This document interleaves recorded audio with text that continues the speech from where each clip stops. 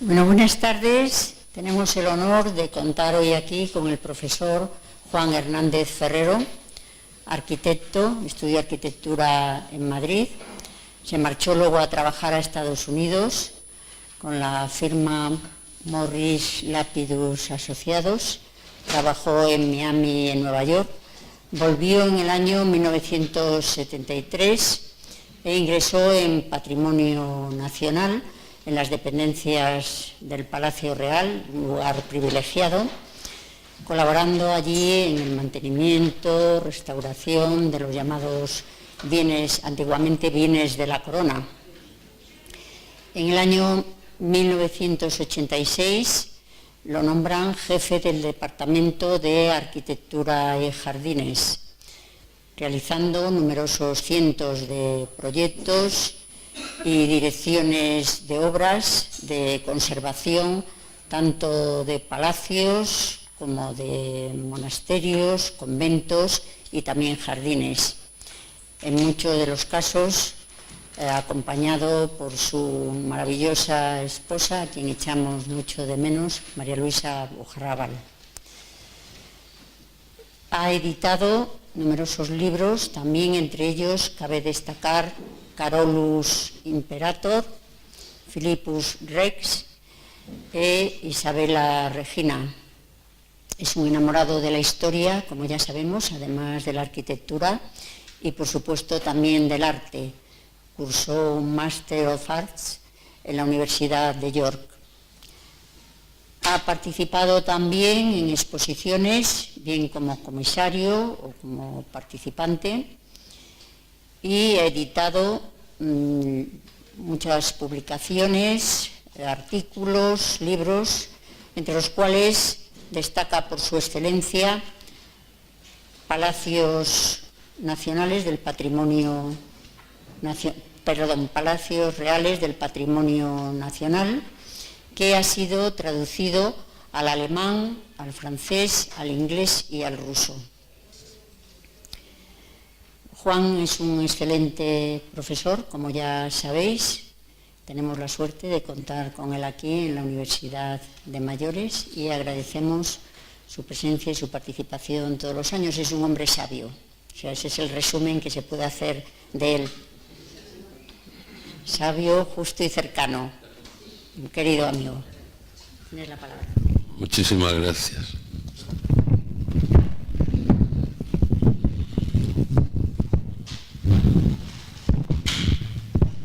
La verdad es que yo no sé de dónde ha sacado Esther todas estas cosas que son ciertas, pero yo no me acordaba y no te las he dado por escrito. Bueno, lo primero, bienvenidos todos, muchísimas gracias. Para mí es un grandísimo honor y una grandísima satisfacción volver a ver las mismas caras en los mismos lugares, y eso comprendan ustedes que le llena a uno de orgullo y de sana complacencia. Antes de entrar en el tema que hoy nos trae aquí y que nos va a ocupar en los próximos 3 meses, pues yo quería hacer algunas consideraciones previas. Unas de carácter formal, otras de carácter personal. Ahí me tienen ustedes que perdonar. ¿Por qué no? De muy buen gusto, que en fin, que una persona hable de sí misma y esas cosas, pero hay veces que es inevitable.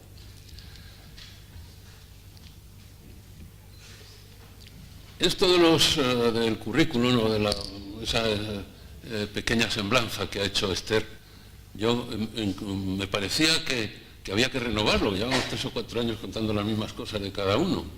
Y la verdad es que encontré en mis papeles pues un currículum que se detiene en el año 2006, que es cuando... Hola, buenas tardes. Que es cuando lo dejé de hacer. Y bueno, es tal rollo y tal...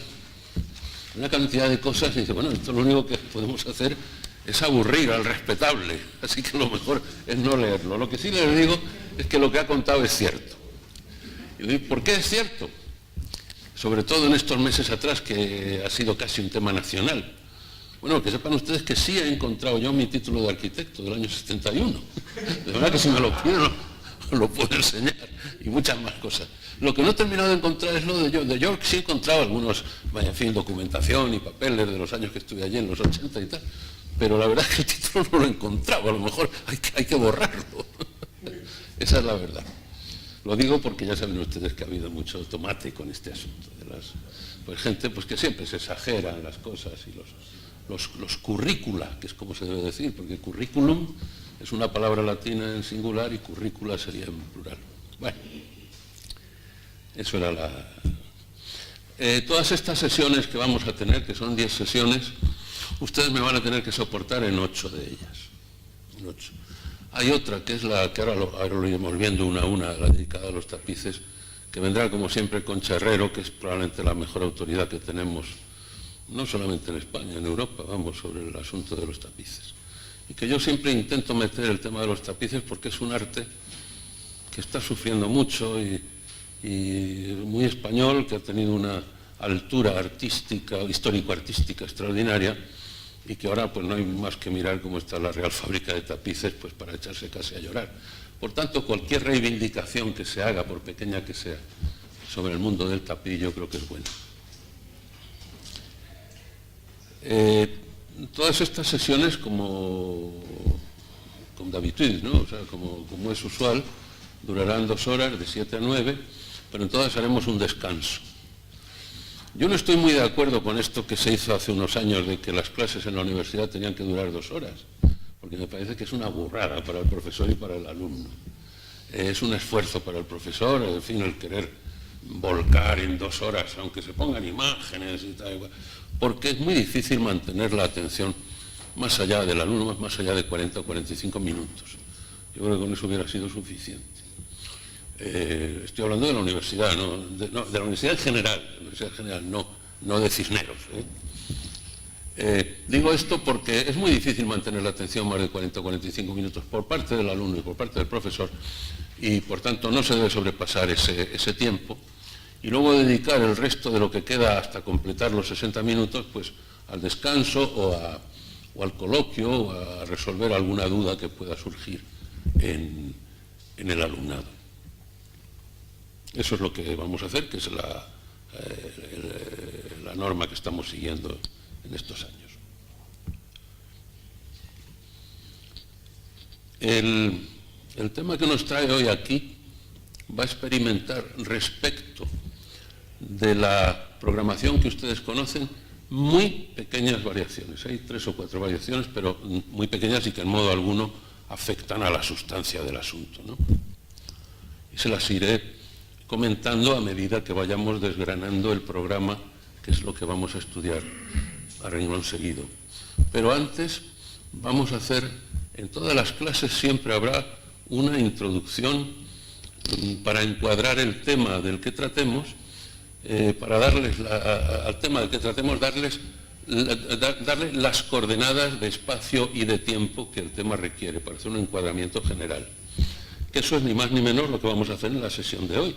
La introducción al tema del curso, la visión conceptual cronológica, el encuadramiento general y lo que dice esta imagen. ¿Por qué hemos elegido este asunto? Pues yo se lo voy a explicar. Porque teníamos el año pasado, se acordará, yo había hecho una propuesta, que la hice un poco tarde además, claro, mea culpa, sobre hablar de Madrid. Porque vivimos en Madrid, porque tenemos a Madrid a golpe de zapato, ¿no? Es decir, la escultura en Madrid, los jardines en Madrid, la arquitectura, un poco la historia de Madrid, el cómo evoluciona Madrid desde el Madrid romano, que sabemos, es casi seguro que hubo un Madrid romano, es seguro que hubo un Madrid islámico, y luego ya pues hay un Madrid medieval y ya pues la historia ya es más conocida. Pero coincidía, creo recordar que coincidía con otro de los cursos de Madrid. Bueno, nada, deprisa y corriendo vamos a hacer otra cosa. Y a mí se me ocurrió, confieso que en 24 horas, todo este tema de la creación artística, la creación del artista en el mundo del arte, si era una cuestión individual o podía ser una cuestión de pareja o de trío o finalmente una cuestión colectiva. Y cuando uno se pregunta por esto, encuentra respuestas de carácter inmediato. ¿Cuál es la respuesta? La respuesta es una respuesta plural. Hay artistas que saben crear en soledad y que solo saben crear en soledad. Hay artistas que necesitan de una contraparte, de una pareja, bien sea por rivalidad, por amistad, por complementariedad, necesitan. Y luego están los grupos. Y los grupos, que era lo que se decía en el título, las estirpes, esos grupos pueden ser, los hay de carácter familiar, hay familias de artistas, hay familias en el mundo de la cultura, igual que las hay en el mundo del deporte, igual que lanzan a la sociedad un grupo familiar que tiene una entidad propia. Y luego finalmente están las escuelas, la escuela de esto, la escuela del otro, y además no solamente en el mundo artístico, incluso en mundos tan personales como puede ser la creación filosófica, hay escuelas. La última más famosa de la segunda mitad del siglo XX pues es la escuela de Frankfurt, ¿no?, de filosofía. Claro, nosotros tenemos la idea del filósofo, la idea de Immanuel Kant, pues que se metía en su despacho y se ligaba la manta a la cabeza y sacaba la crítica de la razón pura o la crítica de la razón práctica. Bueno, pues además de eso hay muchas más cosas. Es decir, las tareas de Freud o de Martin Heidegger o de Soren Kierkegaard y tal, casi nunca son en solitario. Siempre el artista, el filósofo, el escritor, el creador, es como una gran antena que recibe influencias del exterior. Es muy difícil sustraerse a la influencia del exterior. Otra cosa distinta es que el artista puede ser un avanzado en su tiempo. Se salga de su tiempo y cree una serie de elementos que están fuera de su tiempo y que luego el tiempo viene a corroborar y viene a darle la razón. Bien, esos son los iluminados, o son los visionarios, o son los rompehielos, que los hay también. Pero en el mundo de la creación artística, cualquiera de estas posibilidades las podemos comprobar a lo largo de la historia. El creador en solitario, el creador en pareja, por rivalidad casi siempre, aunque no siempre, y el creador en grupo. Hay creadores que no pueden, que se sienten impotentes si no forman parte de un grupo, que son las escuelas. Sobre este asunto de la soledad en la creación, está escribiendo ahora una serie de ensayos que se están publicando en la prensa. Una mujer muy interesante, se llama Maripau Domínguez. Y ha escrito, yo tengo aquí algunos recortes que he seleccionado para ustedes, y fíjense lo que decía esta mujer, que lo escribía en febrero del año pasado. Dice, cabe distinguir entre la soledad voluntaria y la impuesta, aquella a la que la vida obliga como un zarpazo del que es difícil escapar. Esta última, la impuesta, es la que corroe el alma y no la otra. El romanticismo, movimiento artístico del siglo XIX, defendía el individualismo y la soledad como el estado ideal del ser humano, al permitirle la plena dedicación a las emociones del alma. Algunos de ustedes recordarán cuando vimos el año pasado la pintura romántica, pues que más de uno y más de dos se suicidaron. Vivían en una soledad durísima y había cuadros, hay un cuadro famoso de Alenza, el famoso artista colgado de un árbol, etc. Bueno, sobre ese tema me alegro que haya insistido esta persona porque encontré estas connivencias con lo que habíamos visto el año pasado. Pero también les traigo otro recorte que les voy a leer, son breves, son breves, de un historiador y un escritor, Emilio Lara.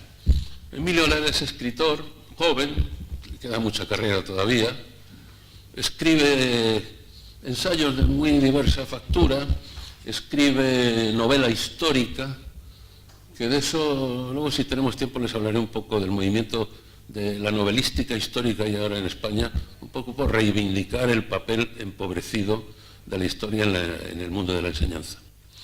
Y este lo último que ha escrito ha sido sobre Alejandro Farnesio, por ejemplo. Ha escrito una biografía de Alejandro Farnesio, que fue una figura un militar extraordinario que trabajó al servicio de Felipe II, que trabajó mucho por España y que naturalmente pues España le pagó poco y mal.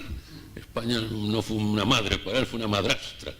El día antes de recibir la comunicación de Felipe II de que estaba destituido Alejandro Farnesio como gobernador de Flandes, pues el día antes murió.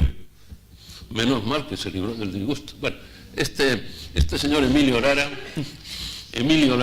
yo, que ahora ha dado uno tantas vueltas, yo recuerdo que para una exposición que hicimos en el Escorial muy importante, fui a Dublín a buscar el cuadro de Sánchez Coello de Alejandro Farnesio. Un cuadro precioso. Y tuve la oportunidad, nos lo dejaron en el museo, en la National Gallery de Dublín, y lo traje al Escorial, estuvo aquí expuesto pues 3 o 4 meses. Bueno, me decía que este señor que ha profundizado eso, decía también en septiembre del año pasado, decía lo siguiente, hablando, fíjense ustedes, hablando de los viajes y la vida, y hablaba de nosotros. Y digo, hombre, esto se lo tengo yo que contar a mi gente. Fíjense ustedes lo que decía. Me apenan los adolescentes que, criados en una burbuja sobreprotectora, solo quieren tecnología y caprichos instantáneos y reniegan de los viajes familiares.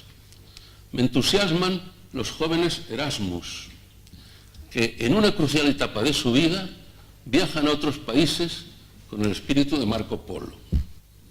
Y me descubro ante las personas de avanzada edad que para trasladarse en el tiempo se inscriben en cursos de humanidades de la Universidad para Mayores. Y dije, hombre, esto yo se lo tengo que contar a mi gente. Está escrito en la prensa. Bueno, hay muchas más cosas que podemos hablar y que tendremos ocasión de tocar a lo largo de estas sesiones, de estos 3 próximos meses, y que irán surgiendo, que yo las acabo de apuntar levemente y ya vamos a entrar en este asunto. Este tema de la creación individual, o sobre todo la creación por parejas y por estirpes, es un tema infinito. Es decir, que podemos encontrar parejas en el mundo del deporte, en el mundo de la política, en el mundo del deporte, porque pues, Cristiano Ronaldo y Messi, y de los toros, pues los toreros, que tal, en el mundo del cine, los artistas que trabajan juntos o separados, que primero hacen unas películas estupendas juntos y luego se separan. Bueno, tengo en la cabeza muchísimos nombres que a ustedes les son conocidos y que seguramente pues los tienen ustedes también. Pero es un tema que digo que podría ser reiterativo. Y entonces lo que hemos hecho ha sido encontrar unos ejemplos que vayan ilustrando este asunto. Pero siempre el mundo del arte ha dependido, el mundo del artista ha dependido de alguna o algunas personas. A pesar de que todo lo que hacemos aquí y todo lo que estudiamos aquí suele ser de 1500 para acá, es decir, del Renacimiento para acá, y vamos a empezar en el Renacimiento, pero yo le voy a poner un ejemplo de hace 2400 años. Hubiera sido posible que un escultor formidable de la Atenas clásica, como fue Fidias, el que hizo la Palas Atenea, la estatua crisoelefantina del Partenón, hubiera sido posible que ese hombre hubiera hecho la escultura que hizo si no hubiera tenido detrás a un político en ese momento como Pericles. Pues probablemente no. Hubiera sido posible que en los años 60 del siglo pasado, 1960, Francia hubiera tenido una recuperación artística importante después del bajón del final de la Guerra Mundial del año 45, hubiera resucitado artísticamente para competir con Nueva York en los años 60 sin un Pompidou, pues probablemente no. ¿Por qué?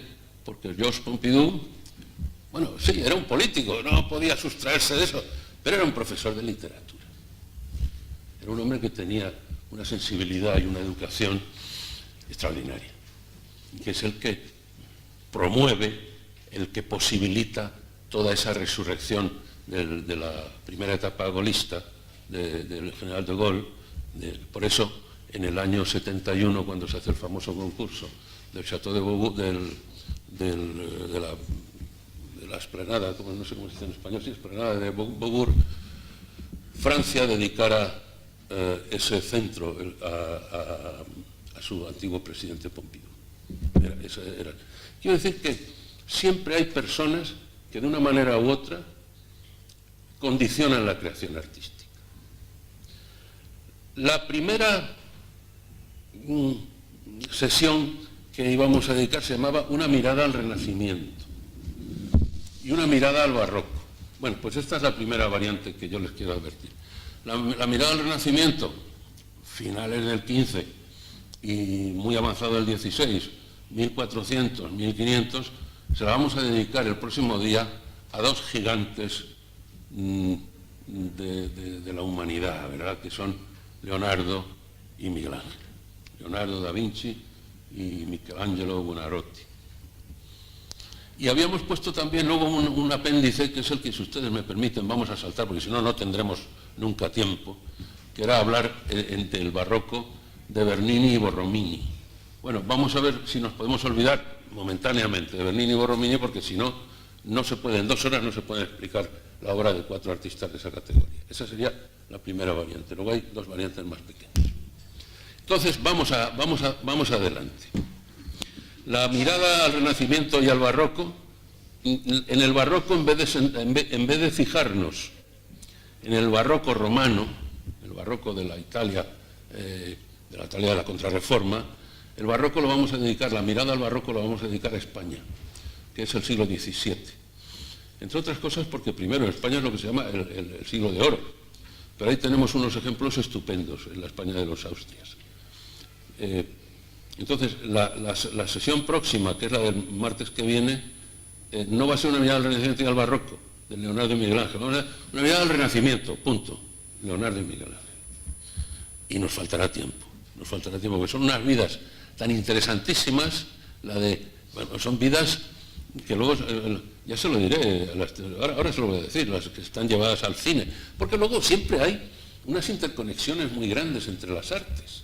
Es decir, que luego, pues Giovanni Papini, por ejemplo, que era un magnífico escritor italiano, premio Nobel, pues escribió una maravillosa biografía de Miguel Ángel, un poco dramática si se quiere, pero bueno, es un libro que hay que leer, ¿no?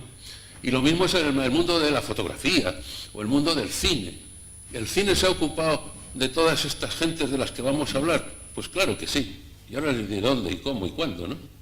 Unas veces con mejor fortuna, otras veces la película no ha salido tan bien, otras veces la película ha sido una aportación extraordinaria, otras veces se ha quedado corta. Bueno, pero siempre hay una interrelación entre las artes.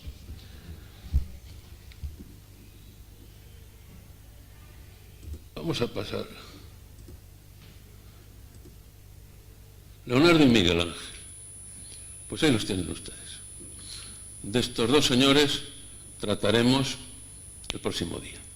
A ver si nos cabe 1 horita cada uno. Leonardo viene al pelo, viene de maravilla, porque Leonardo murió en 1519, de manera que estamos celebrando el 5º centenario de su muerte. Y en este momento en Madrid hay 2 exposiciones de Leonardo. Una en la Casa de las Alhajas y otra en la Biblioteca Nacional. A mí la de la Biblioteca Nacional no me ha gustado mucho. Me ha parecido un poco pobre, porque se podía haber sacado más chispas. Luego además te ponen muchas pegas, porque te dicen, no, puede usted pasar de 6 a 6 y cuarto a ver los códices, que hay unos códices, hay 2 códices de Leonardo en la Biblioteca Nacional que se descubrieron en 1961 y desde entonces están en Madrid. Pero los tienes que ver, pues eso, con las manos atrás y moviéndote y allí metido en un cristal. En fin, yo comprendo que hay unas medidas de seguridad que son muy importantes. A mí me decepcionó un poco. Pero bueno, hay que verla. El que tenga interés en Leonardo puede ir a la Biblioteca Nacional. Y luego hay otra en la Casa de las Alhajas, que es la que está en la Plaza de las Descalzas, o la Casa del Monte de Piedad, como la quieran ustedes llamar, un edificio estupendo de Fernando Arbós, de finales del 19. Esa es un poco más incómoda porque hay que subir y bajar muchas escaleras, que se llama los rostros de Leonardo, las caras de Leonardo, que la ha hecho de comisario un chico que es presentador de televisión, que se llama Cristian no sé cuánto. Bueno, se ha armado el follón porque le han dicho que es un intruso, que tal y que cual, y tal, pero la verdad es que es un hombre que conoce, a pesar de que sea de la tele y que sea cantante o no sé qué y tal, pues la verdad es que es un hombre que conoce conoce la figura de Leonardo, ha escrito sobre ello y tal y cual, y también vale la pena verla, Leonardo. Leonardo tiene una vida intensísima, que ya se la contaré el próximo día. Es un hombre que va, por una parte, bueno, pues es un creador, es un monstruo de la creación, ¿no? Se decía, hay un poco de afición en estas cosas a escalonar todo y a ver quién es el más listo y quién es... Y dice, bueno, ¿quiénes son los grandes genios de la humanidad? Bueno, pues hay muchas versiones, pero había una que decía que eran Leonardo, Cervantes y Beethoven, con lo cual pues los franceses y los ingleses se enfadaban. Y entonces los ingleses decían, no, que el genio mayor de tal ha sido Shakespeare, en los últimos 500 años Shakespeare. Y entonces llegaban los alemanes y decían, no, bueno, sí, Beethoven de acuerdo, tal, pero hay que poner a Einstein porque Albert Einstein es un monstruo de la ciencia. Bueno, todas estas cosas. Lo que sí está claro es que si nosotros tuviéramos que seleccionar una docena, ¿verdad? 12 o 15 personajes verdaderamente importantes en el mundo de la creación y en el mundo de la influencia, en el pensamiento, pues desde luego está Leonardo y Miguel Ángel no se pueden olvidar, ¿no? ¿Qué fue Leonardo? Pues fue un hombre del Renacimiento. Lo que se dice un hombre del Renacimiento, un hombre que valía para todo. Pero tuvo unos fracasos tremendos también. Es decir, cuando acertaba de pleno. Pero cuando se equivocaba, fue un hombre, hoy probablemente lo hubieran despedido de todos sus jefes, sus comitentes, ¿no? Lo hubieran despedido porque tenía cada metedura de pata de mucho cuidado, porque no terminaba las cosas, porque fracasaba con esto y con lo otro. Pero hombre, ha sido pues uno de los grandes creadores de la humanidad. Fue un gran pintor, fue un grandísimo dibujante, fue un gran escultor, un gran anatomista, un gran tratadista. En fin, hay tantas cosas que contar de Leonardo. Leonardo, de las 14.000 cosas que inventa, pues inventa, por ejemplo, pues una manera de hacer los baluartes. El baluarte es una fortificación. Una manera de hacer los baluartes, que ese mismo modelo existe uno en Canarias, otro en Riga, otro en Holanda, otro en Alemania. Bueno, era un fuera de serie, Leonardo da Vinci. Fue un hombre desgraciado, yo creo que no fue feliz. De todos estos hombres, siempre se pregunta uno si eran, siempre te dice lo mismo, pero bueno, ¿era homosexual o no era homosexual? Pues mire usted, eso es lo de menos. Eso es lo de menos. ¿Qué más da?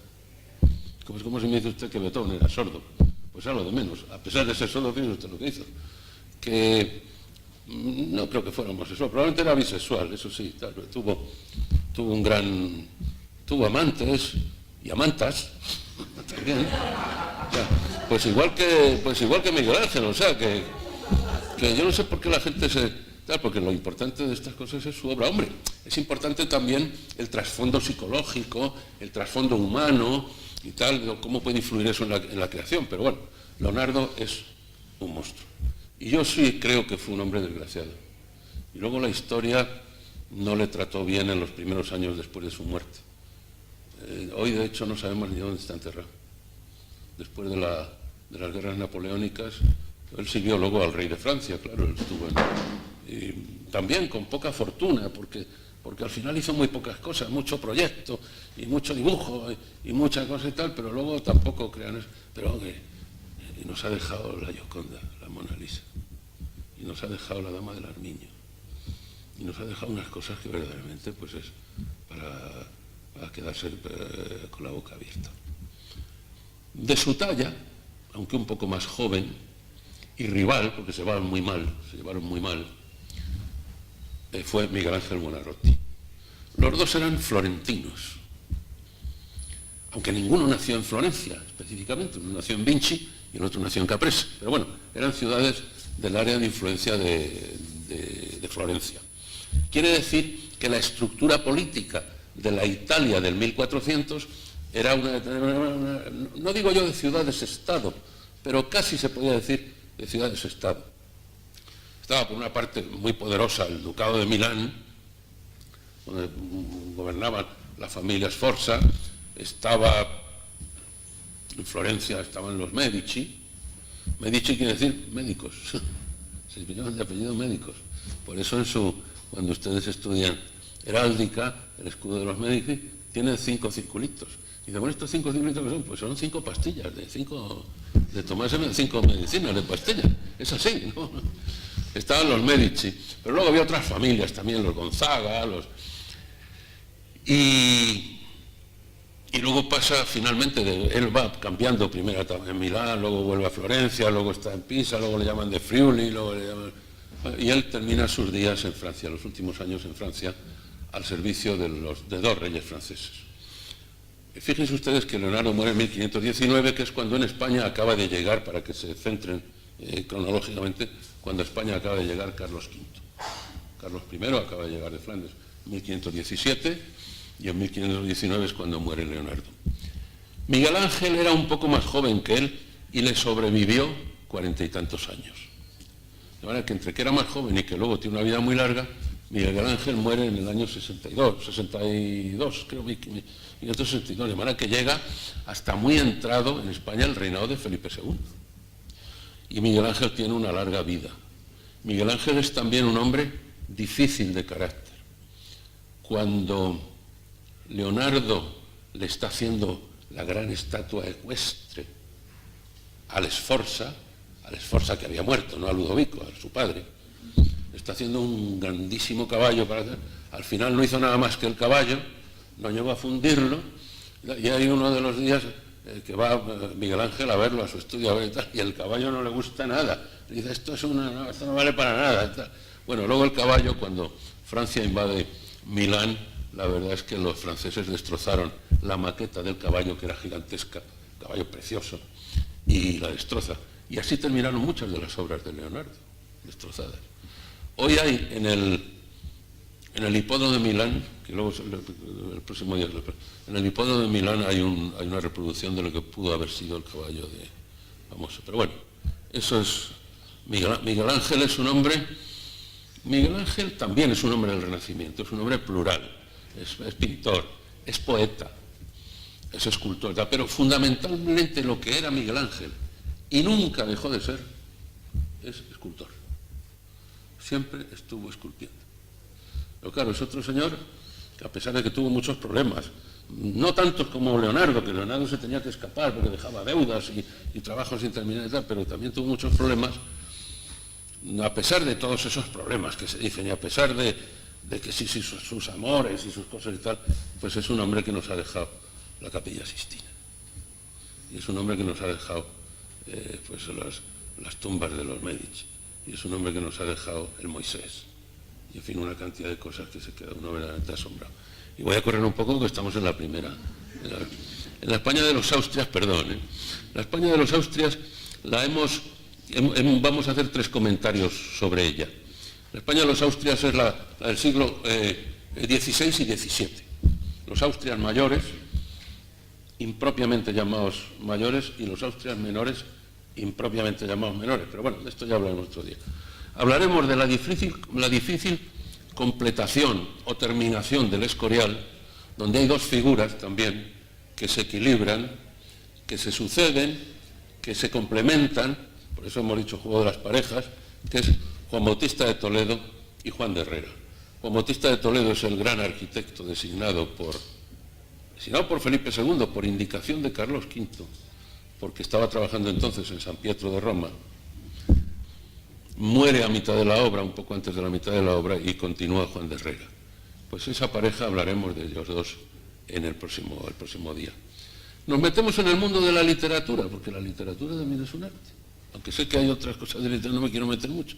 Pero sí hay 2 figuras extraordinarias que simbolizan las 2 corrientes literarias en la España del XVII, de principios del XVII, que son el culteranismo y el conceptismo.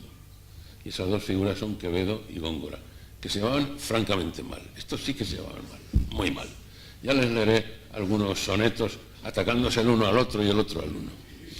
Y luego es casi imprescindible hablar de, bueno, este es Juan de Herrera, el rostro de Juan de Herrera es la medalla que hay en el Museo Arqueológico. Ya saben ustedes que el gabinete numismático que había en el Museo Arqueológico de Madrid. Era, por supuesto, el mejor del mundo, ¿no? De oro y plata.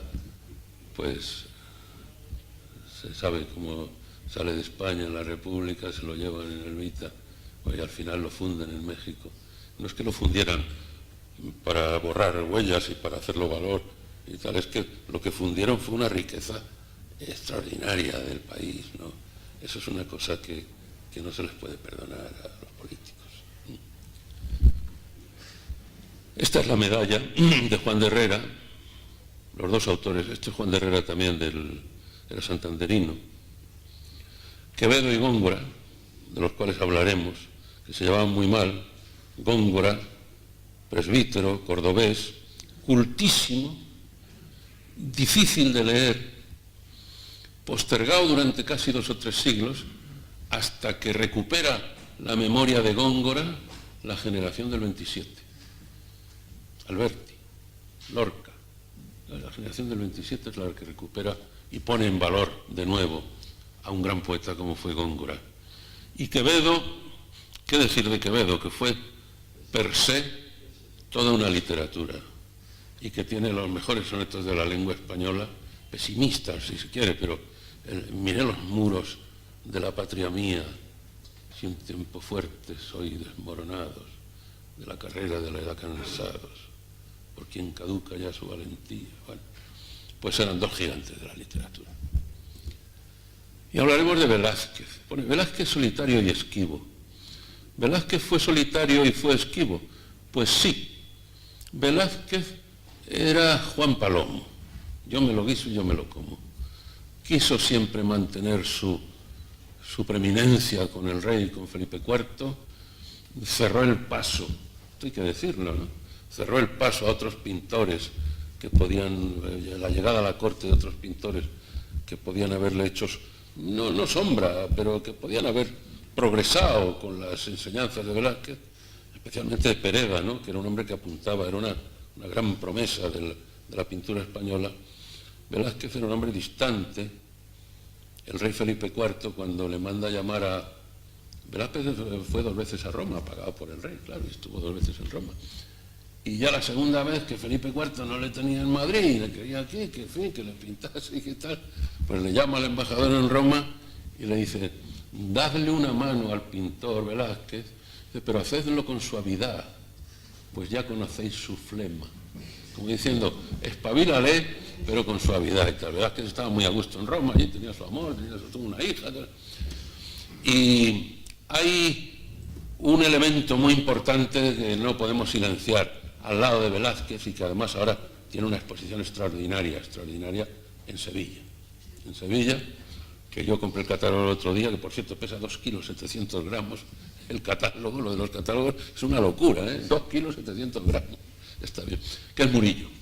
Murillo, esta pareja, Velázquez-Murillo, que está poco estudiada, Murillo, al calor de la contemplación de los Velázquez de la corte de Madrid, cuando viene a Madrid, hace evolucionar su pintura, suaviza su pintura.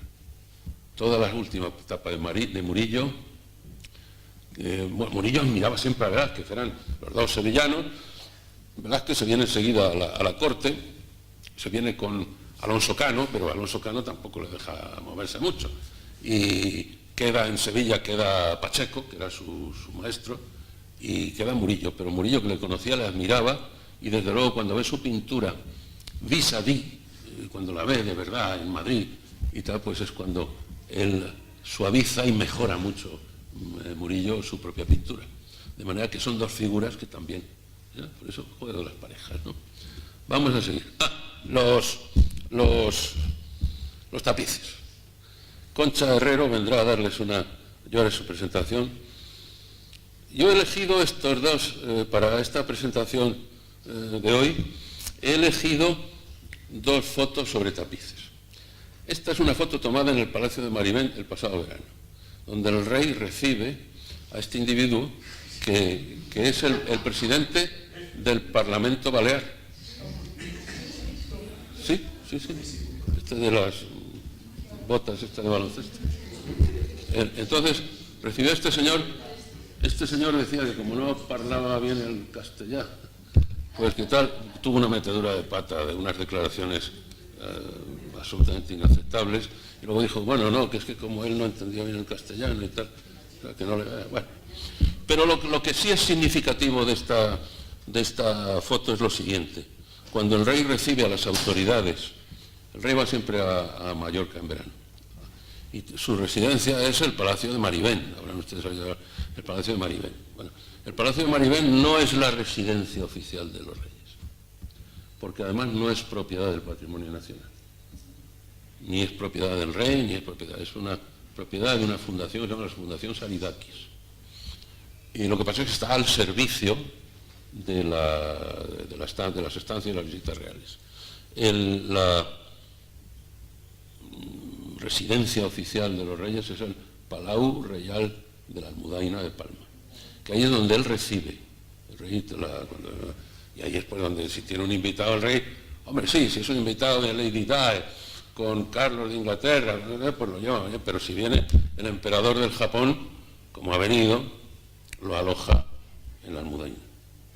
Y si viene el presidente Clinton a Mallorca, como ha venido, pues lo aloja en la Almudaina, que es la residencia oficial del rey y de sus invitados. Y entonces siempre se celebra una ceremonia de presentación de saludo a las autoridades de Baleares, y fíjense ustedes cómo recibe tal, y siempre como telón de fondo un tapiz. Eso es lo que ennoblece el aposento, ¿verdad? Los tapices. Y ahí verán que ese tapiz, en eso ahí está firmado, y pone Jacobo van der Goten. Pues ya verán ustedes cómo Concha les hablará de van der Goten como el gran artista de los tapices del siglo XVI y XVII. Y la otra foto que les he puesto es Pannemáker, que es el del siglo XVIII, del establecimiento madrileño del XVIII.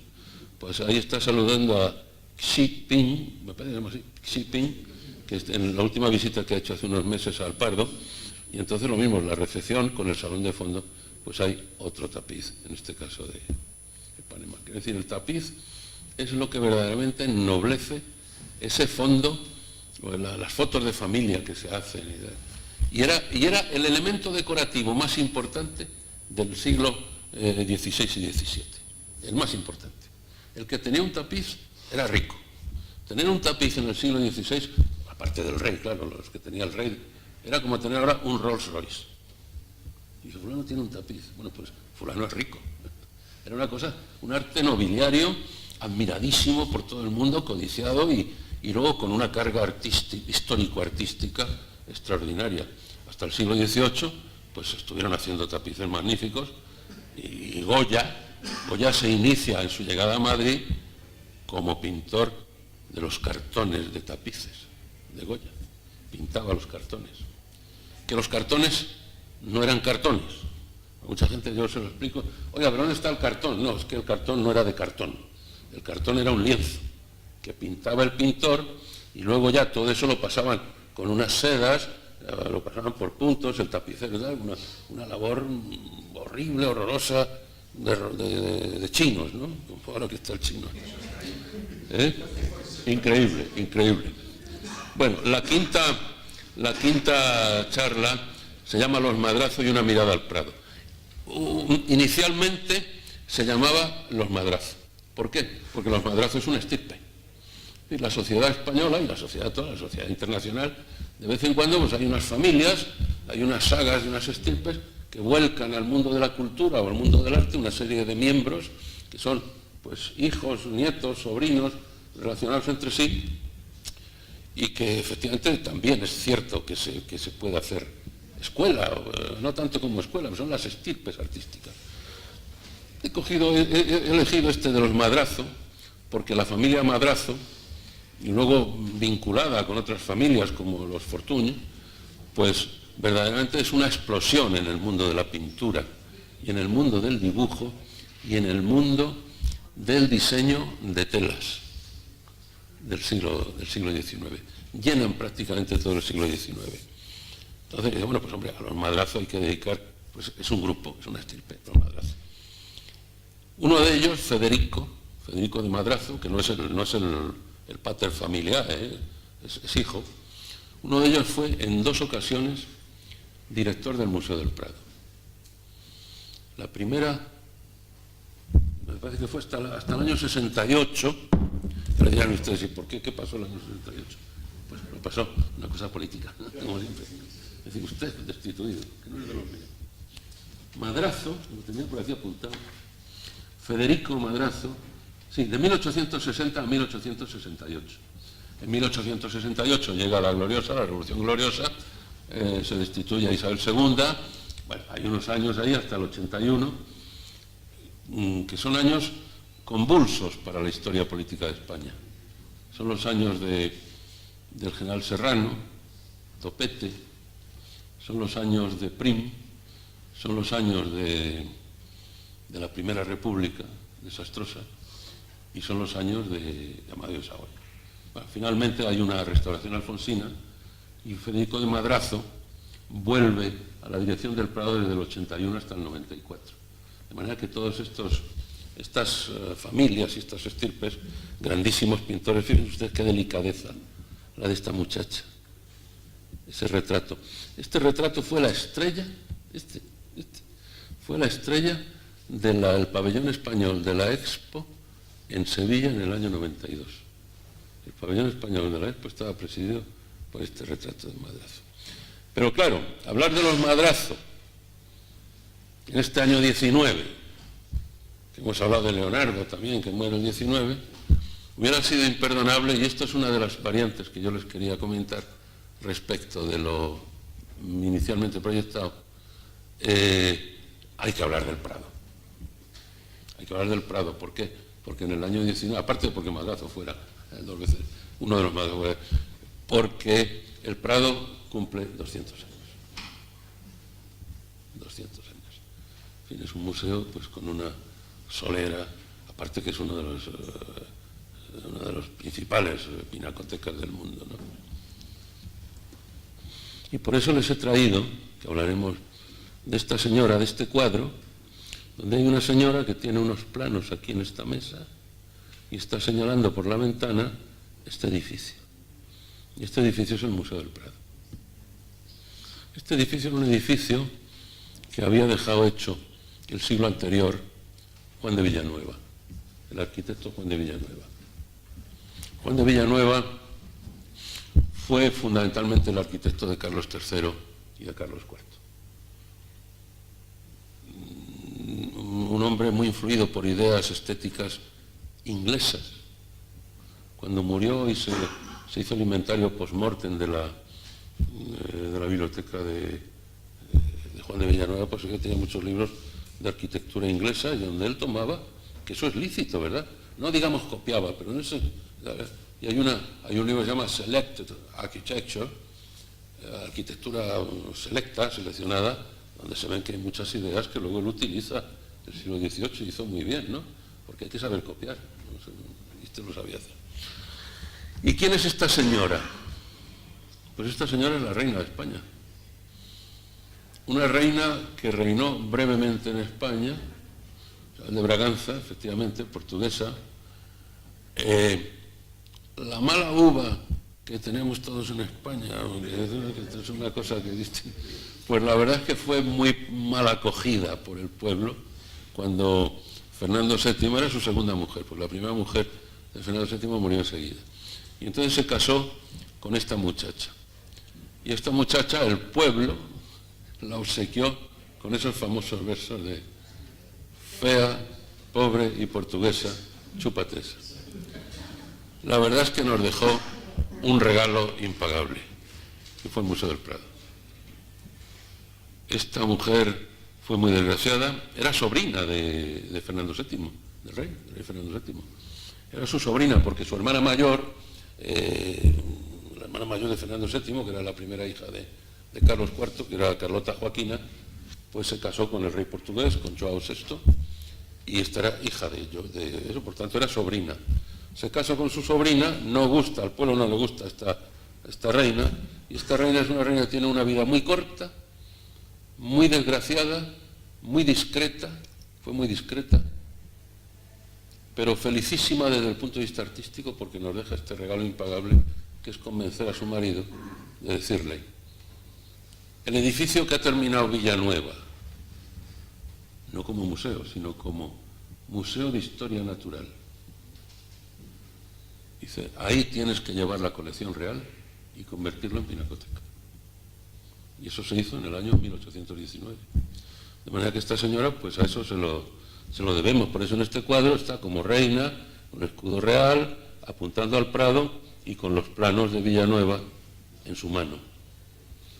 Esta mujer tuvo una hijita chiquita, pequeña, que murió a los 4 meses, y luego la desgracia la acompañó hasta el último momento de su vida, porque tuvo una cosa que se llamaba entonces la alferecía. Y la alferecía es que ella estaba embarazada y muere, y entonces los médicos dicen, bueno, pues hay que salvar al feto porque está ya muy avanzado y tal. La madre ha muerto y tal. Entonces la rajan y la otra profirió un grito tremendo y muere. O sea, que estaba viva. O sea, podemos decir que una mujer desgraciada hasta límites insospechados. Sin embargo, nos deja este regalo formidable que es el Museo del Prado. Hacemos un descansito ahora, pero antes les termino de contar una cosa. Este Museo del Prado, que no era tal, era un museo de historia natural, aquí está todavía, antes de que se haga la obra de las escaleras de la fachada norte, era donde probablemente, aunque hay otra posibilidad que ahora les diré, donde se quería montar el Museo Josefino. ¿Y qué era el Museo Josefino? Pues era el museo que quiere hacer José I Bonaparte. José I Bonaparte, rey de España, en los años que está en España, por aproximadamente 4 años o por ahí, quiere hacer un gran museo. Primero quiere ennoblecer Madrid, porque Madrid es la capital de su reino. Y él se siente rey de España, ¿eh? Y él recibe a su hermano, al emperador, lo recibe como rey de España. Cuando viene Napoleón a Madrid. Napoleón va a visitarle en el Palacio Real y él le recibe a su... O sea, tenía conciencia, para bien o para mal, pero tenía conciencia de su condición de rey de España. Y le recibe en la escalera imperial del Palacio Real, al medio de pan. Y entonces cuando llega allí Napoleón y ve aquello y ve los frescos, le dice, hermano, estáis mejor alojado que yo. Pues José I quiso hacer un museo josefino con la colección real, que hubiera sido una especie de Prado.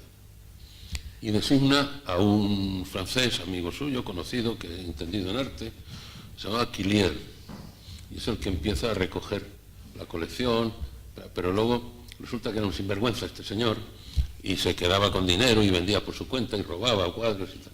Claro, cuando se entera José I, pues pone precio a su cabeza. Él se escapó, se marchó a Francia, pero... Y luego ya viene el desastre, José I, la batalla empiezan con Bailén, luego todo el recorrido, Arapiles, Napoleón se tiene que ir de España deprisa y corriendo, llegó hasta Tordesillas porque iba a Galicia, pero se tiene que desviar hacia París porque tiene problemas en París. Bueno, toda la aventura es napoleónica en esos años en España y la idea la recupera esta mujer. La idea de ese museo josefino que nunca fue, esa idea la recupera esta pobre muchacha, que ya digo que fue un poco desgraciada. Bueno, vamos a hacer un descansito. Vale, vamos con la segunda parte. ¿Alguna aclaración previa? Efectivamente me decía una señora, y eso ya me lo han dicho más veces, y eso le pasaba también, ustedes se acordarán de un político muy famoso, que fue Fraga Iribarne. Y a Fraga Iribarne, su asesor de imagen, siempre le decía lo mismo. Don Manuel, está usted hablando y hablando de tal, pero siempre que termina una frase, se aleja del micrófono y no nos enteramos. Pues es verdad, así que me lo voy a poner aquí cerquita del micrófono y no voy a... Bueno, 2 o 3 cosas que se nos han quedado en el tintero. Bueno, una es una curiosidad. Yo les decía que Madrazo, y concretamente Federico de Madrazo, es el que nos había llevado en cierto modo al Prado de manera inexcusable cuando el Prado cumple 200 años. Pero también les diré que hay una cosa muy curiosa en el Prado y de Madrazo. El cuadro más pequeño del Museo del Prado es una obra de Federico de Madrazo y Kunz. ¿Y saben ustedes lo que mide? Lo que mide esa obra es un cuadrito pequeño. Es un retrato de Carlos Ortiz. Pues mide 11 por 8 centímetros. 11 por 8. No, no está expuesto. No está expuesto. También les digo una cosa, el cuadro más pequeño de Velázquez está en el Patrimonio Nacional. Yo lo llevé a Ámsterdam hace unos años, a una exposición que se llama Esplendores de España, y nos pidieron el cuadro de las lanzas, porque era una exposición con motivo, sí, una exposición con motivo de la paz de Westfalia. No me acuerdo qué año fue, el 98. Fue el año, me acuerdo que se casó la infanta Elena, porque todas las mujeres que estaban allí montando el patrimonio italiano se tuvieron que marchar a ver la boda de la infanta Elena por la televisión, y me quedé yo solo en la iglesia donde estaba la Neue Kirche. Y bueno, y está hecho en una piedrecita, un canto rodado, una piedrecita pequeña, pues de este tamaño, es de Velázquez y es un retrato del conde duque de Olivares. Un retrato estupendo, ¿verdad?, del conde duque de Olivares, que mide esto, una piedra. Y entonces no les pudimos dejar el cuadro de las lanzas, de la rendición de Breda, pero les ofrecimos. Bueno, eso como anécdota de cuadros pequeños. No, este era un compromiso que había adquirido el presidente Aznar. Es decir, la paz de Westfalia es en el año 1648. Bueno, pues sería el 98, entonces la boda de Leonel, porque era 350 años, debe ser el 98, la boda de esta muchacha de la infanta, esta Elena de Borbón. La paz de Westfalia lo que hace es poner fin a todas las guerras intestinas en el continente europeo, pero que se firma en 3 sitios distintos. Se firma, pues, una fue en Münster, el otro tratado se firmó, pues no me acuerdo dónde, y el otro en Ámsterdam. Entonces, una visita que hizo el presidente Aznar a Ámsterdam, el embajador de España en La Haya le tomó la palabra, porque habló, hombre, sí, pues sí, convendría hacer una exposición y tal. Y entonces el embajador, que era Pons, que era un señor que su hermano fue presidente de las Cortes, se llamaba Pons. Él se llamaba José, el hermano Félix Pons, o algo así, José Félix Pons. Bueno, pues el hermano, que era embajador, agradabilísimo, un hombre extraordinario. Le tomó la palabra y dijo, no, que Aznar ha dicho que hay que hacer una exposición, que sí. Y la exposición de Esplendores de España se hizo gracias a que el embajador le tomó la palabra. Es lo mismo que hizo Adolfo Suárez con Franco. No sé si puedo contar la anécdota de eso, ¿no? ¿Sí? El primer cargo político, ya de nombramiento político, que tiene Adolfo Suárez es gobernador civil de Segovia. Suárez, de joven, fue gobernador civil de Segovia. Y era gobernador civil de Segovia en el año 69. Yo me acuerdo perfectamente de verle allí cuando se cayó lo de los ángeles de San Rafael, que hubo muertos y Jesús Fili y todo. Bueno, pues él hizo una gran labor en Segovia, porque una de las visitas que hace a Franco, pues en la visita típica y tal cual, preguntaba, ¿qué tal va la provincia? Y entonces Suárez, un joven ambicioso y tal, dijo, pues muy mal, mi general. Pero hombre, ¿cómo va muy mal? Sí, muy mal porque no hay dinero, porque no me hacen caso, porque hay que poner saneamiento no sé dónde, llevar el agua no sé dónde, y tal igual. Pero hombre, ¿esto cómo puede ser? Y tal. Y le dijo Suárez, mi general, ¿usted me permite que yo utilice su nombre para mejorar estas cosas de la provincia? Y dice, sí, utilícelo. Bueno, al día siguiente llegó Suárez, empezó a llamar a la gente, que he estado con el caudillo, que ha dicho que esto, que lo otro, y claro, la gente comprobaba y dice, pues sí, es verdad que estuvo ayer, sí. Claro, no iban a llamar a Franco a preguntarle, ¿usted le ha dicho esto a Suárez? Y le pegó un buen empujón, sobre todo los servicios técnicos provinciales le pegó un buen empujón. Bueno, pues eso es un poco lo que pasó con este embajador y con Aznar, y se hizo una exposición muy bonita, que se llamaba Esplendores de España. Y estuvo además, y fue una exposición que ganó dinero. Y ganó dinero y sobró dinero después, y ese dinero se lo pagó, o los organizadores holandeses, se lo pagó al Ministerio Español, y esas cosas Una exposición que gane dinero pues tiene que ser en Holanda, claro, como lo hagas en España, tienes que ver cuánto pierdes, porque todas estas cosas son muy caras. Bueno, vamos a seguir. La sexta conferencia, dobles parejas. Eso es una jugada de póker. El juego de las parejas también es un juego, ¿eh? Yo lo he llamado esto juego de las parejas con toda intención, porque es un juego que se jugaba con parejas de caballos en Aranjuez, delante del rey Carlos IV.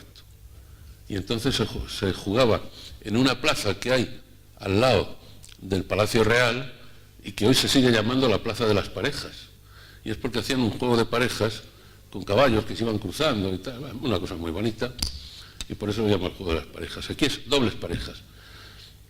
Y esta sexta sesión es pintura.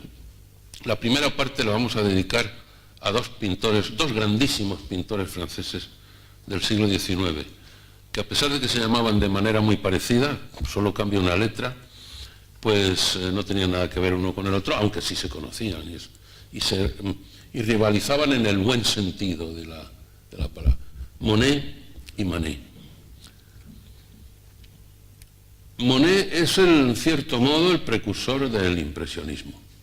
Es un hombre que empieza pintando de manera sencilla y tal, pero luego ya toma un camino, y es un gigante.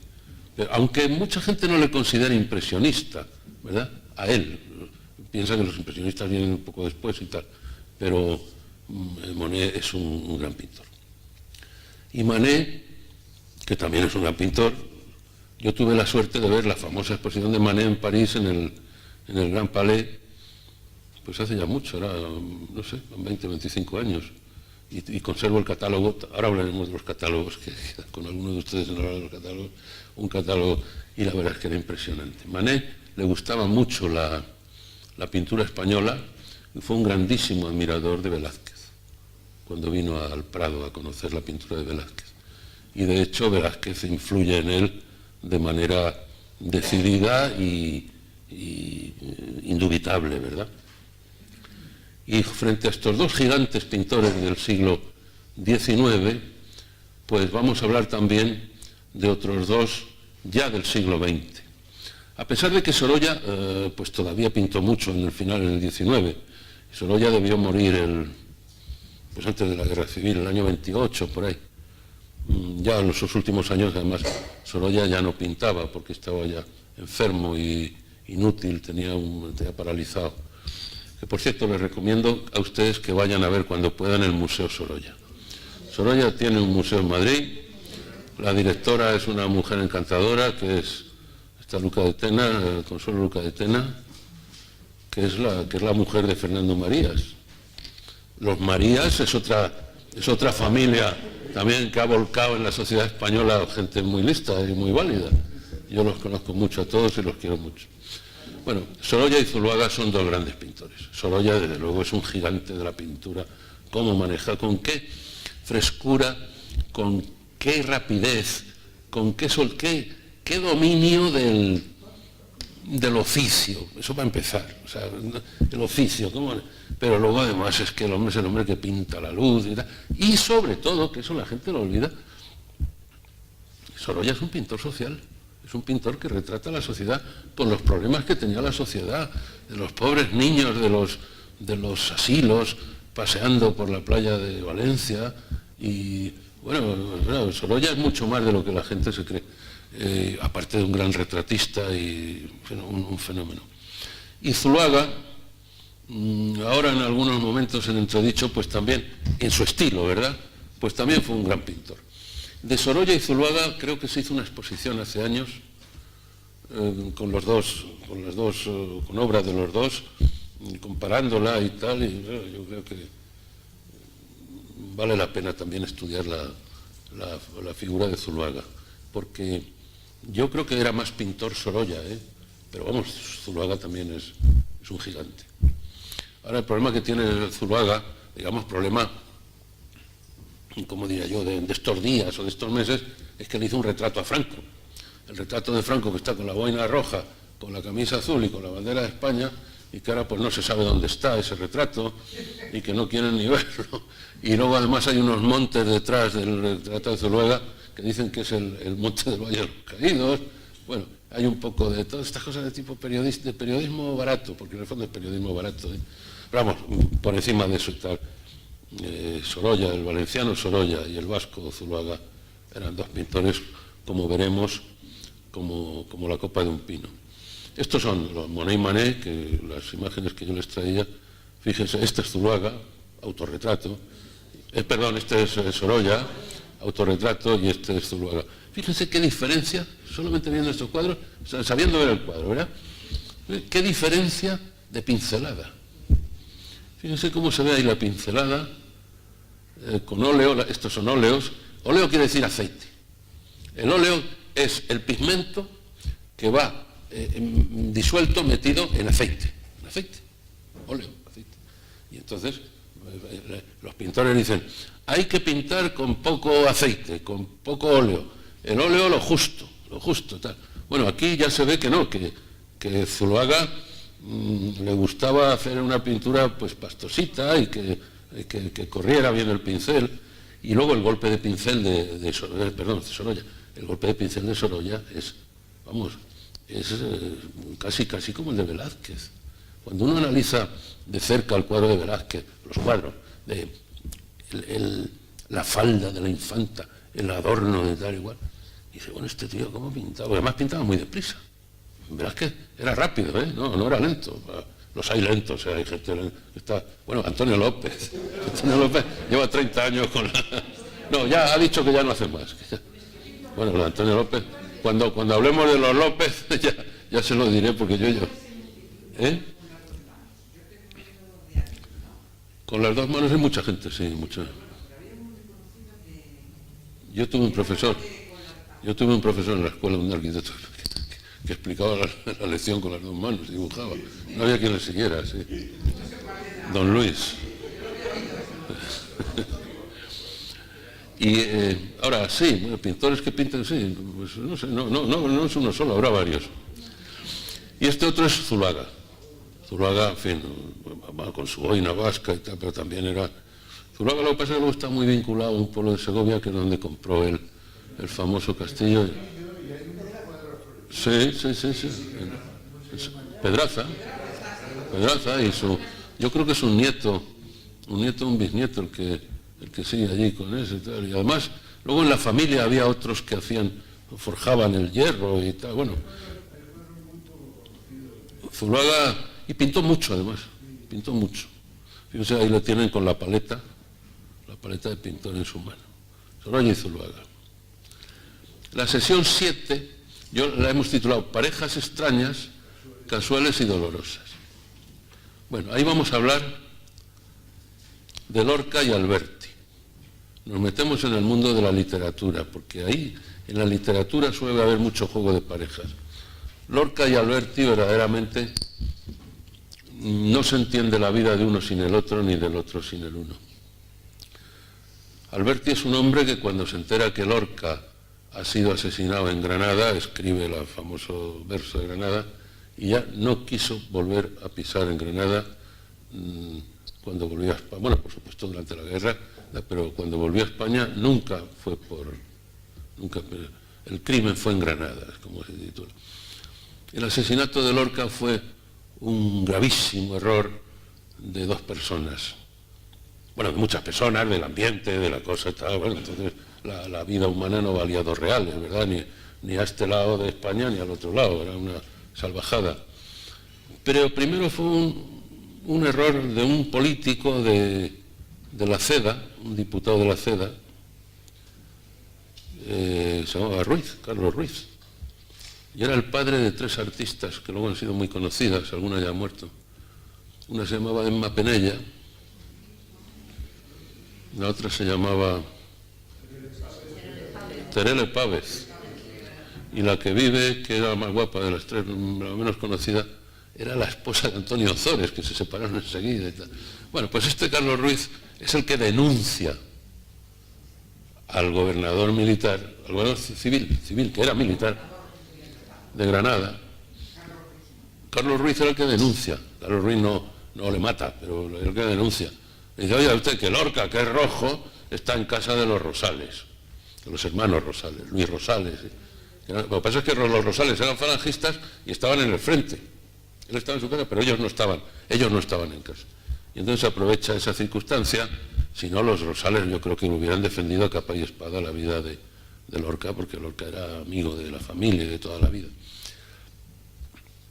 Y Lorca, 2 días después, pues el 19 de agosto del 36, pues es asesinado. Y además no está claro, porque yo tengo un amigo que es Ian Gibson, que está empeñado en el desenterrarle, y han hecho unas catas y una cosa, y no han encontrado. Y probablemente se dice que quizá el cadáver fue retirado poco después por la familia. Es la teoría, sí. ¿Sí? No sabemos, no sabemos. Es verosímil, sí. Eso fue asesinado, lo que sí se sabe es que fue en el barranco de Biznar y tal, y que fue esa noche. No solamente él, sino que mataron también a un banderillero, que había un maestro, había sido uno gobernador civil y otro el custodio, no sé cuánto. Era un poco especial, porque era banderillero en temporada y luego se dedicaba a violar Sí, es verdad. Dioscoro, efectivamente. Y Lorca y Alberti yo creo que son dos gigantes, ¿verdad?, de la literatura española. Y Alberti, cuando le dan el Premio Nacional de Poesía por su libro de Marinero en Tierra, que es de las primeras cosas que hace, porque el Alberti primero es mejor poeta que el Alberti segundo. Pero eso dicho incluso por otros, por Rafael Bergamín, vamos, que no era dudoso, era tan comunista o más que él, ¿no? O sea, le dicen, mandamos a Moscú a un gran poeta y nos han devuelto un... pero uno de los que estaba en el jurado de la concesión del Premio Nacional de Poesía Alberti era Lorca, claro. Otro era Manuel Machado, que ahora hablaremos de él. Yo creo que esa es una pareja que no se puede estudiar la obra y sobre todo la vida de uno sin el otro.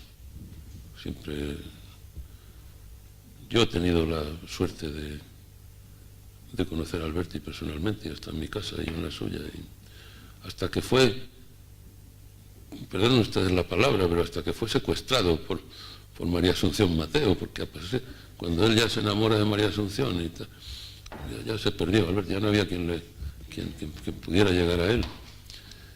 Y Lorca fue mejor persona que Alberti. Alberti era una mala persona.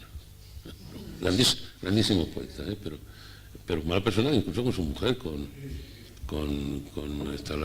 Rosa León. Han publicado un libro, un profesor de la Universidad de Alicante, que se llama Palabras contra el olvido, defendiendo la figura de Rosa León. No es Rosa León, María Teresa León. Rosa León es la cantante, María Teresa León, que es la burgalesa, que tal, es una mujer adelantada a su tiempo, que se separa, que tal y cual, que luego se lía con Alberti, es su mujer durante toda la vida hasta que pierde la cabeza. Pero claro, esta ya se ha enterado, cuando pierde la cabeza y viene a Madrid y la internan la internan en una residencia, pues ella se daba cuenta que Alberti tenía por ahí lo que tenía. Y entonces un día le pegó una bofetada que lo dejó tieso y dijo, no vuelvas por aquí.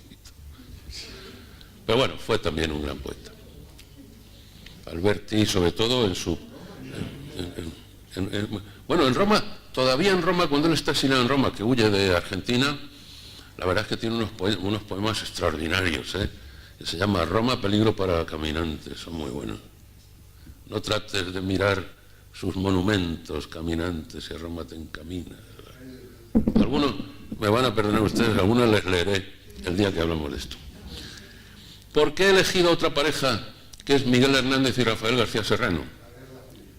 Por la guerra civil y porque fueron los dos únicos, según Andrés Trapiello, que es el que los estudia, porque son los únicos que de verdad fueron escritores, literatos y soldados. Y los dos estuvieron en el frente. y los dos tuvieron hechos de armas, sobre todo Rafael García Serrano. Miguel Hernández era comunista, gran poeta también, que estuvo aquí en este mismo edificio. Aquí escribió Las nanas de la cebolla, murió enfermo, y además es una cosa muy rara, porque él, al terminar la guerra, se va de España, y estaba salvado. Estaba en Portugal. Lo que pasa es que llevaba un reloj, hay una cosa extraña que no ha quedado claro. Llevaba un reloj de mucho dinero que le había regalado el que escribía lo de los toros, Cosío. Y luego no sé por qué él le hacía no de negro, le preparaba cosas a Cosío de apuntes y tal. Escribió mucho Miguel Hernández, escribía muy bien, además en prosa incluso también, poesía y prosa. Y luego volvió, ya le enganchan, lo meten en la cárcel y tal, y al final muere enfermo en la cárcel 2 o 3 años después de terminar la guerra. Y Rafael García Serrano es todo lo contrario. Es falangista hasta después de morirse. Y sin embargo es uno de los grandes prosistas de la literatura española. Escribía muy bien. Yo le enseñaba a Alberti en mi casa el libro de Rafael García Serrano, de La Gran Esperanza. Y le dije, Rafael, ¿tú has leído esto? Y dice, sí, lo he leído. Dice, ¿cómo escribe este tío? Escribía muy bien Rafael García Serrano. Creo que tiene un hijo que tiene un programa de televisión o algo así. Este escribió pues La fiel infantería, Diccionario para un macuto. Y luego otro muy bonito que se llama Bajo la cruz del sur. Es un viaje a la América hispana de los sur, muy bonito. Son dos figuras también que hacen pareja, vinculados por su condición literaria y su condición militar, y separados por sus creencias diametralmente opuestas. Los Machado, pues hombre, también es una cosa parecida. Aquí en este caso hermanos, Antonio y Manuel. Una familia sevillana, grande, había otro que se llamaba Pepe, pintor, luego se marcha a Chile. Y además da la casualidad que me parece que ha sido hace 7 o 8 días que se ha celebrado el 80 aniversario de la muerte de Machado en Coyur. Acabado, ya vencido por la tragedia y por la vida. Y 2 días después murió su madre, que estaba con él en Coyur, en la pensión. Y la pensión no pudo pagarla la República, la pagó México. Porfirio, sí señor. Porfirio Díaz, los comunistas, los masones mexicanos, porque Antonio era masón, sí, estaba. Y yo creo que lo envolvieron en la bandera mexicana, para que ahí se equivocó el otro día el presidente del gobierno. Pues, le dijo que tal, y bueno, no, era la bandera mexicana. Sí. Bueno, son dos parejas unidas por la desgracia, dos grandes poetas. Antonio fue un grandísimo poeta, pero también lo fue Manuel, que le quería mucho. Manuel, cuando se entera en febrero que ha muerto su hermano y su madre, pues entonces él me parece que estaba en Sevilla, sale de Sevilla, llega a Coyur como puede, llega tarde. Manuel murió 2 o 3 años después, pero también tiene cosas muy bonitas de poesía. Algunas me las sé mucho en mi memoria, pero ahora no se lo voy a contar, no se preocupen. Y la cuarta pareja son 2 pintores, Vázquez Díaz y Ortega Muñoz. Esto sí que es una casualidad de esas, pero Vázquez Díaz sí es conocido.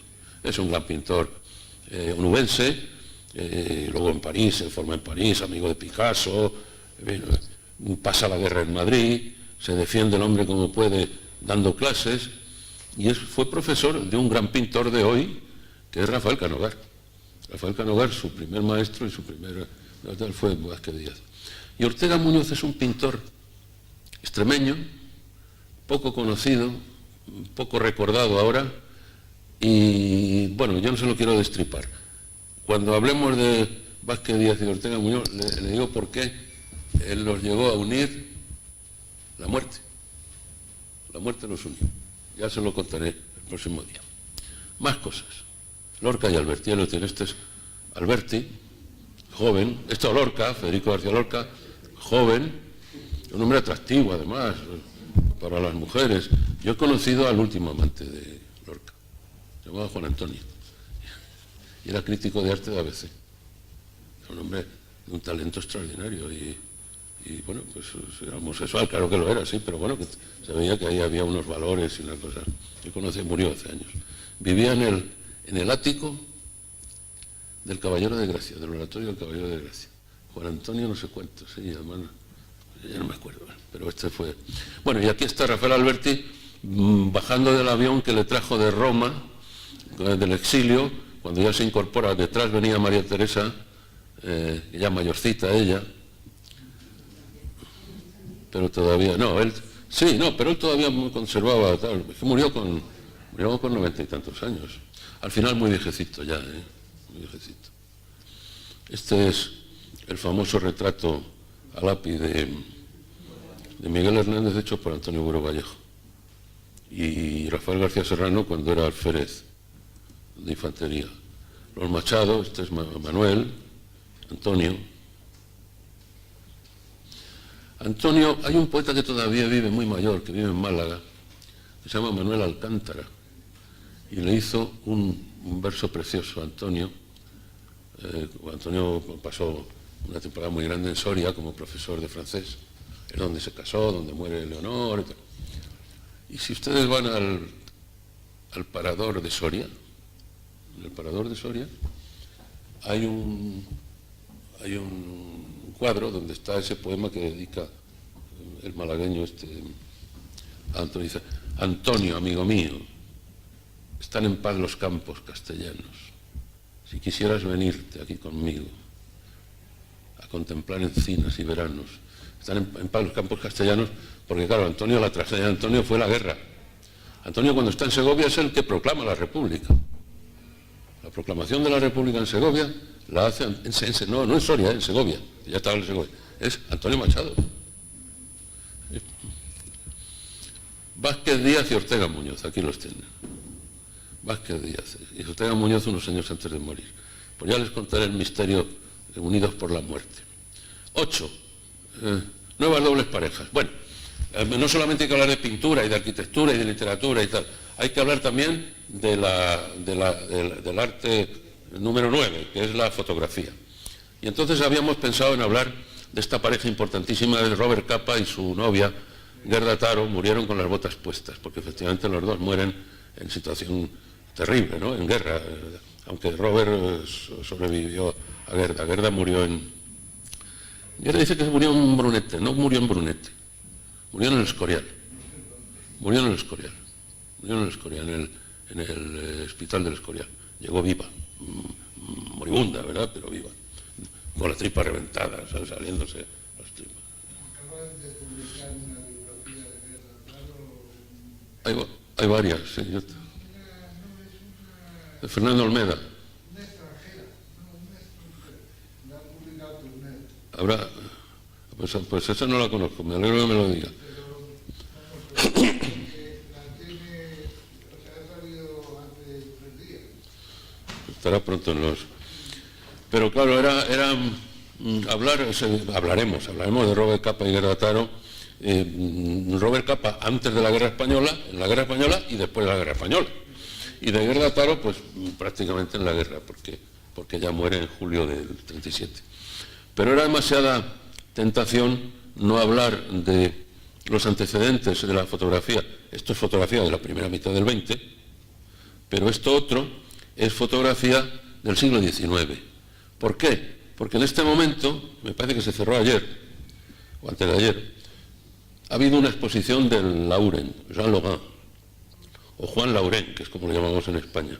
Pues esta pareja de Charles Clifford, el fotografito inglés, que venía de Londres, y Jean Laurent, que venía de París, hacen pareja en el Madrid de la segunda mitad del siglo XIX, y son los dos grandes fotógrafos innovadores, y que verdaderamente dos gigantes de la fotografía. Y yo no sé si está todavía la de Laurent. Yo la vi el domingo y me decían que se cerraba, pero que a lo mejor se prolongaba. Y vale la pena verla. Fotografían los monumentos españoles, la vida española, la corte. Nosotros tenemos fotografías de Isabel II, de los años 50 y tantos, que es cuando llega Clifford. Pues ya sabemos cómo era de verdad Isabel II, porque está la foto. Una cosa es la pintura, el retrato, Felipe II y tal, pero amigo, cuando te pones la foto, ahí sí que no hay, ahí es que te retratan, como se dice. Bueno, ahora con el Photoshop. Y Laurent, Jean Laurent, Laurent, pues es también un fotógrafo, tiene unos álbumes estupendos y tuvo sus socios y sus cosas. Aquí, ahora que les hablaba antes de los catálogos, les quería decir una cosa que me pasó, eso del catálogo que pesaba casi 3 kilos en el lado de Laurent. Cuando pedí el catálogo, digo, quiero comprar el catálogo, estaba allí el catálogo. Dice, sí, pero tenemos el catálogo, pero no lo podemos vender. Digo, hombre, oiga, que yo pago. Que... No se puede vender. Pero coño, ¿cómo que no se puede vender? No, porque el ministerio no sé qué, que la página web de no sé cuántos, y que se va a vender, a empezar a vender cuando se termine la exposición. Pero vamos a ver, ¿cómo cuando se termine? Pues es así. Es como la exposición de Leonardo, de la Biblioteca Nacional. Quiero comprar el catálogo. Dice, es que lo edita Random House. Hombre, pues qué bien. No, dice, no, pero es que está sin hacer. Bueno, ¿y cuándo lo van a hacer? Pues seguramente cuando acabe la exposición. Bueno, pues a la española, ¿no? Y Robert Capa y Gerda Taro son también dos fotógrafos famosísimos. Capa era un judío húngaro, que luego va a París y tal. Y Robert Capa tiene mucha obra de antes de la Guerra Española, ¿eh? Ya les voy a traer, por ejemplo, cuando la Sociedad de las Naciones, Haile Selassie, el embajador de Etiopía, el emperador de Etiopía, llegan los italianos y lo echan y tal, él va a Ginebra, a la Sociedad de las Naciones, y da un mitin allí diciendo la injusticia que hace Italia y tal igual, y ahí el que estaba de fotógrafo sacando la foto, en el año 20 y tantos era Robert Capa. Y luego murió en Indochina, en la guerra francesa en Dien Bien Phu, pisó una mina y... Pero bueno, tuvieron un gran... Bueno, de Clifford Elor, fíjese, esta foto que he puesto aquí de Clifford es Isabel II. Aquí ya la pobre era guapa y tenía los ojos azules, pero aquí ya había empezado a engordar y a estropearse. Y esta foto es muy bonita, de Robert Capa y de Gerda Taro, con el gorro cuartelero de los anarquistas y el mono. ¿Saben ustedes que Alberti hizo una, se lo pagaba el Partido Comunista, claro, hizo una revista durante la guerra que se llamaba El Mono Azul? Y la gente decía, bueno, es que es un mono que es azul. No, es que era el mono de los milicianos, iban con el mono. 9. Las imposibles escuelas madrileñas. Hablando de estirpes y escuelas y tal, hemos elegido dos. En cuanto a estirpes y grupos o escuelas, una cosa de arquitectura, que es Secundino Zuazo y sus seguidores. ¿Quién era Secundino Zuazo? Pues es el gran arquitecto que ilumina toda la arquitectura madrileña de la primera mitad del siglo. Todos Gutiérrez Soto, todos los racionalistas y tal, son deudores de él. Sin embargo, no creó escuela. Y luego el problema que tuvo Zuazo, pues es que cuando termina la guerra, pues es que le depuran. Vamos, no tuvo depuración oficial como Fernando Chueca y tal, pero vamos, era rojo, republicano y tal igual, y le desterraron a Canarias unos años, hasta que luego volvió y luego siguió trabajando. Pero él es el que estaba haciendo los nuevos ministerios. Secundino Zuazo es el arquitecto de los nuevos ministerios. Por orden, por encargo de Indalecio Prieto. Y la gente pensaba, dice, como se lo ha encargado Indalecio Prieto, Zuazo es socialista. Pues no era socialista. Era buen arquitecto, era de izquierda republicana. Era amigo de Azaña, ¿no? Zuazo y sus seguidores, y los López. Los López, pues hemos hablado ya, volveremos sobre el asunto, porque además de los López, solo queda uno, que es Antoñito, el más joven de todos, porque el año pasado murió Julio. Pues hablaremos de él. Este es Secundino Zuazo y otra de sus casas famosísimas, es la casa de las Flores. No, está en Princesa. Esta es Hilarión Eslava, Rodríguez San Pedro, no sé qué. Aquí vivió Pablo Neruda. Y Gabriela Mistral también. Los dos premios Nobel chilenos. Los dos. Y además esta es una casa que queda muy machacada en la guerra y luego se rehace. Pero hizo también, Zuazo hizo el frontón Recoletos, del que no queda absolutamente nada. Este es otro de los seguidores de Zuazo, que es Luis Gutiérrez Soto. Verán ustedes, voy a poner fotos de muchas casas de Madrid, que llenó Madrid de buenas casas. Y esto era el cine Barceló, que ahora es el Pachá, pero es un impacto racionalista a primeros de los años 30. Y los López, ahí tienen ustedes a Antoñito ya mayor, la verdad, Antonio, vamos, que es el último que queda, y el famoso cuadro de la Gran Vía. ¿Eh? ¿En la Gran Vía? Sí. Este venía mucho al Palacio Real. Yo era me hice muy amigo de él. Y no, cuéntame, cuando hizo el retrato de los reyes, lo hizo, tardó 20 años. Cuando hizo el retrato de otro arquitecto también, santanderino, empezó con la niña, que la mujer de este lo llevaba en carricoche, y al final, como duraba tanto el regalo, la pinta de primera comunión. Y luego ya la borra de primera comunión, y ya, bueno, porque tardaba mucho en esto. Tenía un ciclo, este es Julio López, que murió el año pasado. Académico de Bellas Artes, un escultor. Les voy a traer, si me acuerdo, porque yo le he visto a Julio trabajar haciendo por supuesto modelando y tal, en su taller ahí por la calle Alfonso XIII, por la M30. Pero hacía también medallas. Ustedes no se pueden imaginar lo difícil que es hacer una medalla. Yo les voy a traer una medalla hecha o varias que tengo en casa, hecha el molde, claro, ¿no? Cómo en cuestión de milímetros y de décimas de milímetro se tiene que mover el escultor. Porque una medalla, el relieve que tiene es 1 milímetro, 2 milímetros, medio milímetro. Y es el retrato de un señor que se lo voy a dar a ustedes, a ver si adivinan quién es el señor retratado. Pero bueno, eso ya cuando lleguemos allí. Y finalmente hay que hablar del cine y del cómic. Y ya termino. Del cine y del cómic va a hablar Jorge Hernández, que ya le conocen ustedes de alguna otra. Y de Jorge hay 2 parejas importantísimas. Una que es George y Steven, son George Lucas y Steven Spielberg, que es una pareja también de rivalidad y de amigos, porque son muy amigos ellos dos. Y bueno, no se entiende el cine americano de los últimos 50 años, no se entiende sin estos dos señores. Es la Guerra de las Galaxias, es Indiana Jones. Ahora en estos días se va a celebrar el 25 aniversario de la lista de Schindler. Es una película estupenda, ¿no? Bueno, son dos monstruos, George y Steven. Y nos parecía que había que complementarlo, esto hablará él. Lo que pasa es que esta sesión 10ª, ya se lo avisaré con tiempo, a lo mejor es la 9ª, porque me dijo Jorge que tiene unos viajes a final de mayo, no sé qué. El otro es Stan y Jack. Stan Lee, sí señor, que se cambió el apellido, se llama Stan Lee, pero su nombre de verdad es Stanley, escrito Stanley.